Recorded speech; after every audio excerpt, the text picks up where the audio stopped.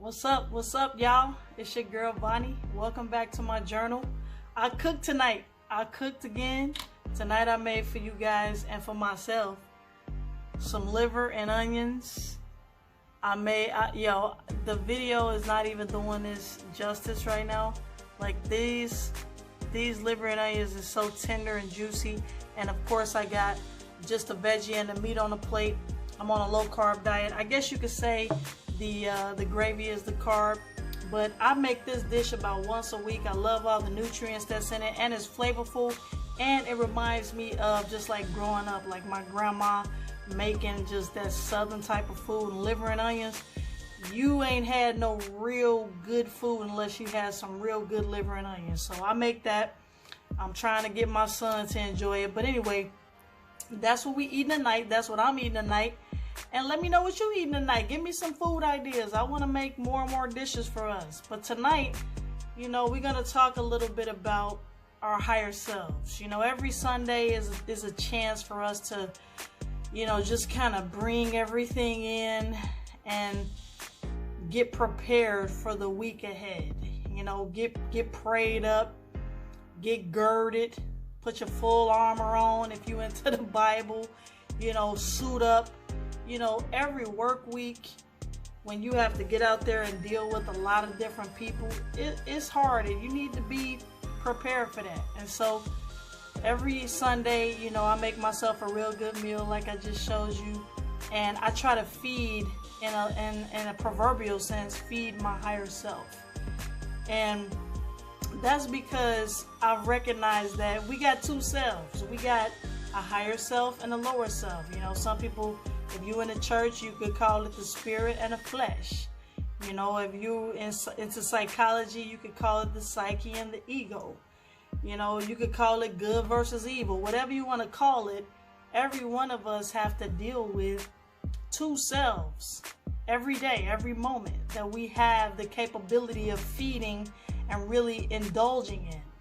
And if in my practice, in my life, I've chosen to just really feed my higher self. I want the benefits that come with feeding my higher self. And a lot of this goes back into processing versus reacting. When you wake up on Monday morning, the world just gonna happen. You know what I'm saying? You're gonna go to work, people gonna be there. A lot of things gonna be unpredictable. Some things gonna be very predictable. And one of the reasons we love a lot of predictability is because it's comfortable for us. We don't have to really react on the spot. But a lot of times, life is unpredictable. You're going to have to react on the spot. You're going to have that boss call you in and be like, hey, can you give me a call? I need to talk to you about something that you wasn't expecting.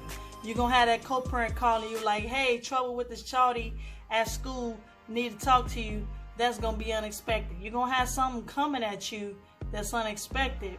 And in those situations, I've decided that I'm going to practice using my higher self to react to those situations. And so one of the reasons that I really wanted to talk about this is because this day and age, like this time and age, like specifically like this year, this past 4 years, we've had a lot of competing energies, especially in America, especially in our country.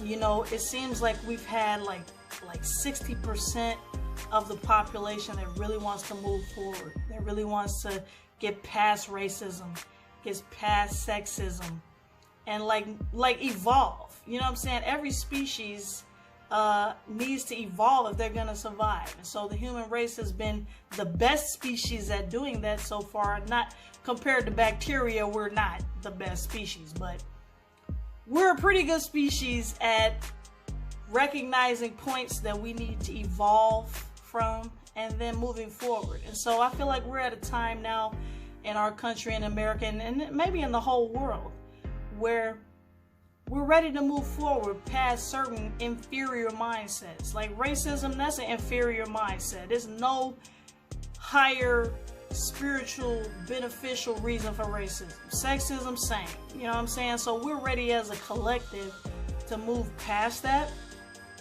and it's about 60% of us. I don't know. I don't know the exact numbers, right? But it feels like in my life, it feels like it's about the majority of us are ready to move forward, and it's still kind of like a big minority of us that want to stay put, right?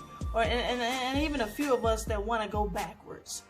And so that's just how I feel about where we are right now. But because the majority wants to move forward, then forward we shall go. I mean, the collective is going to go where the majority wants to go. And so the majority is ready to move forward in all these different aspects. And the majority is ready to start trying to tap into our higher selves.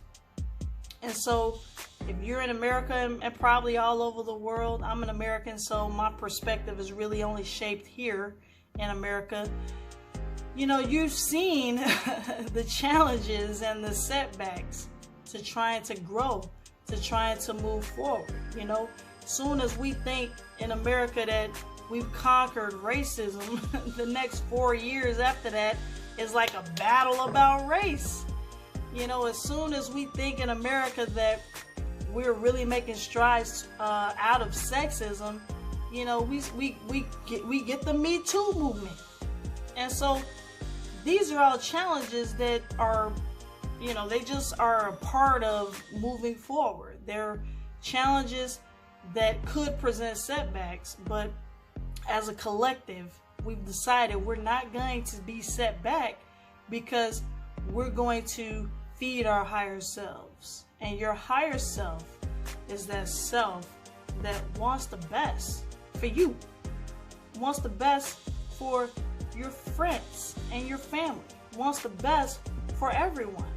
I mean, unless you living under a rock, you're not in a family where it ain't no gay person, where it ain't no black person or a person of a non, you know, Caucasian race. You're not in a family that's perfect, that has no problems.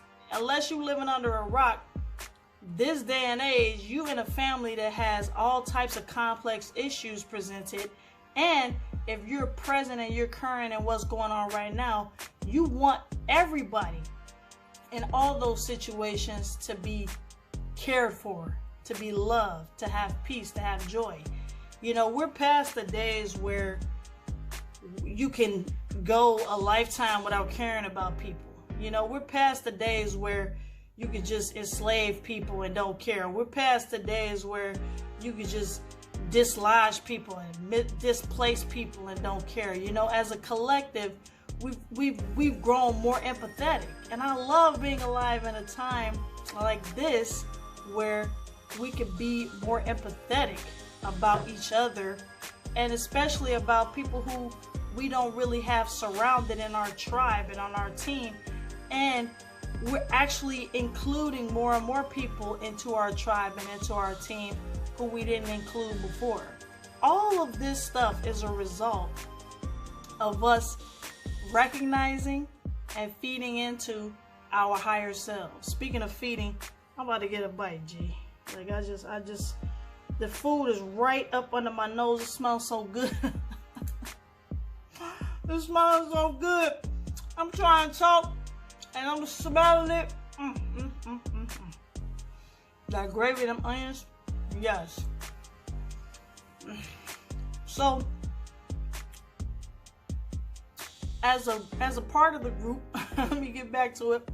As I digest this deliciously tasting food, as a part of the group, man, that's really tapping into our higher selves, we got to get girded up, because everybody ain't out there just trying to be peaceful. You know what I'm saying? Everybody ain't out there just trying to be loving. Everybody ain't out there just trying to be joyful. I am. I know every day, Sunday nights, I make my Sunday dinner, and then I commence with my spiritual practice, my mental practice of trying to feed my most peaceful self, trying to feed myself with joy, trying to feed myself with love, so that I can carry those things into the week. Because I have to deal with all types of people during the week, and I don't want to be dealing with people out of my lower self. Let's talk about the lower self. my video cut out, man. My video cut out. But we're going to do a part 1 and a part 2, or maybe I'll get good at editing and splice them all into one video. But anyway, as I was saying, that part of you that just want to stay put, that just don't want to evolve, that don't want to grow, that part of you is fully operating out of fear, anxiety, and anger. And your higher self, the part of you that wants to grow, that wants to be better, is operating out of love, peace, and joy. And so you got those two sets of competing states that you have to sift through, and that I have to sift through, and that every single one of us have to sift through every single day. And what I'm saying in this video is I want you to feed that higher self. I want you to feed that part of you whose natural state is love and joy and peace, and stop feeding the part of you where that lower state is anger and anxiety and fear. I mean, we as a collective group of humans on the whole earth, we've outgrown our lower self, or we are outgrowing our lower selves, right? Because like I said, most of us are ready to like let that lower part just become less and less relevant in our lives. You know what I'm saying? Because the lower part, you know, 100 years ago, if you wanted to operate in anger and you was of a certain group, you could just slap somebody or just kill somebody, and there was no consequences to that. But this day and age, there are major consequences to anger. Like you slap somebody this day and age, you're going to jail. You slap somebody, you're gonna lose your job. You get angry and lose your temper and slap somebody, you know what I'm saying? You're gonna suffer some major consequences this day and age. And the reason why that is because as a collective, as a society, we have outgrown the mentality that there should be no consequences for that lower level of behavior. And so if you're daily coming home at the end of the day and you're experiencing anger and fear and anxiety, that means you've been feeding your lower self all day. You know what I'm saying? You've been feeding into negative self-talk. You've been feeding into being impatient with people on the road. You've been feeding into gossiping about your boss. Now listen, I ain't saying you gotta be perfect to be good, because I wouldn't say I gossip about my boss, but I do complain about it. And you know what? I recognize that as being a function of my lower self that I am ready and willing to outgrow. So in future videos, if you hear me complaining about my boss, you know what I'm saying, check me on that, because I'm trying to outgrow that. You know what I'm saying? So my point about feeding the higher self is the whole world is ready to move into that higher self ground, because we've increased the consequences of certain behavior. They call it canceling this day and age, you know, in the celebrity culture, in the entertainment culture. When you find celebrities making big mistakes, like participating in racism, or participating in sexism, or participating in homophobia, you know, celebrities pay a big price for participating in those behaviors. And I think that that's a good sign. I think that that's a good sign, because if as a collective we've decided if you're going to reap big benefits off of our society and then engage in lower self behaviors on a system, on a regular concurrent pattern, then you should pay the price. That's just a sign of our collective becoming more stringent on those lower self behaviors. We're not feeding, as a culture, we're just not going to be feeding into lower self anymore. And so this video is mainly about food. All right, speaking of food, let me show you my dish again. I'm eating liver and onions tonight, and I cook this. I cook every Sunday, and I'll just start showing you guys more and more of what I do. I mean, everybody who eats my food, they love it. I'm a good cook, if I could say so myself. But it's about, tonight, this video is about food. It's about the physical food that goes into your body. Make sure you're eating good. Make sure you're enjoying what you eat. You know, make sure you're remembering what you eat. And it's also about spiritual, mental, emotional food. Make sure you're operating and feeding your higher self. This work week coming up, go into the work week focused on love, peace, and joy. That's what I do. when I want to focus on feeding my higher self, the reason I want to focus on feeding my higher self is because I want to enter that natural state that my higher self has. My higher self is full of love, peace, and joy. And I don't know about you, but if you have ever been in a state of full love, peace, and joy, that joint is addictive. It feels good. It feels way better than being in a state of anxiety, fear, or anger. And I've lived in that zone as well.